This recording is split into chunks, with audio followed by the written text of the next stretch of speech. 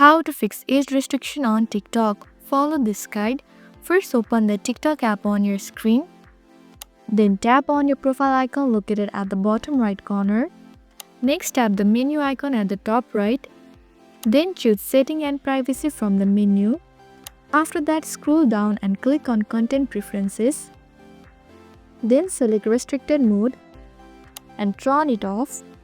By doing this, you will be able to view all types of video.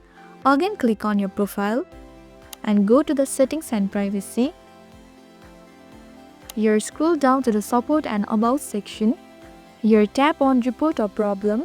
Choose Account and Profile. Then select Editing Profile.